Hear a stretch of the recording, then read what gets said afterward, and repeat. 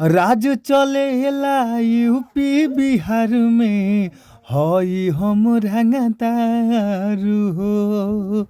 राज चलेला यूपी बिहार में हई नंबर वन रंगदारू हो। जी हाँ, तो रउआ सब कैसन बानी? आशा ना बल्कि विश्वास बा कि रउआ सभे मस्त होखब, खुश होखब, स्वस्थ होखब। और हम बानी आप सबके भोजपुरी गायक व गीतकार नीतीश सिंह। रउआ सबके बीच में बहुत ही ज़बरदस्त, बहुत ही लाजवाब, बहुत ही बेटर सॉन्ग हम रंगदारी सॉन्ग लेके आ गइल बानी अपन यूट्यूब चैनल पर। तो आप लोग हमारे यूट्यूब चैनल के सब्सक्राइब कर ली, जौना यूट्यूब चैनल के नाम बाटे भोजपुरी संगीत लिरिक्स।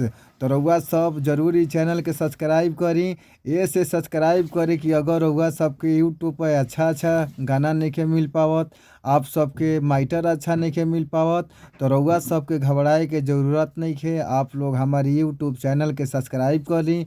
हमारी यूट्यूब चैनल पर आप लोग के बीच में अच्छा माइटर, अच्छा गाना दिहल जाला और बहुत ज़बरदस्त सॉन्ग से रउआ सबके लिख के दिहल जाला।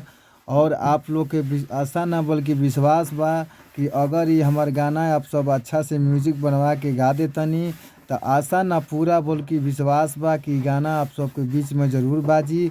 तो रउआ सब हमारी गाना के याद करी और अच्छा से गाना लिख ली। ये गाना के मुखड़ा बाटे, आप लोग ये मुखड़ा आप लोग गौर से सुनी और गौर से रउआ सब अपन लिख लेब जा गाना और अच्छा से रिकॉर्ड कराइब जा। गाना के बोल बा, कहे के भाव बाटे, बनतार काहे बाबू बड़ा रंगदार हो, फेरा में पड़ जइब एक दिन बेकार हो।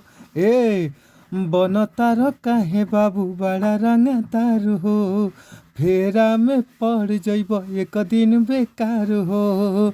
डर लागे का होई तोहार हो, डर लागे का होई तोहार हो। राज चलेला यूपी बिहार में हई हम रंगदार हो। राज चलेला यूपी बिहार में हई नंबर वन रंगदार हो। तो अगर आप लोग ये गाना के चाहतनी, अगर आप लोग के गाना ये अच्छा लगता, तो ये हमारे स्क्रीन पर नंबर बाटे, हमारे नंबर पर आप लोग संपर्क करी जा और आप लोग के बीच में कम से कम चार्ज में ये गाना दिहल जाई। और हमार मोबाइल नंबर याद कर ली, जो ना मोबाइल हमार नंबर बाटे 98 350 77 203। तो आप लोग इन नंबर पर संपर्क करी गाना लेवे खातिर और आप लोग के बीच में गाना मिल जाई। आप लोग अच्छा से गाई, अच्छा से बजाई और आपका दिन शुभ हो। अगला वीडियो में फिर मिलल जाई। जय माता दी, हर हर महादेव।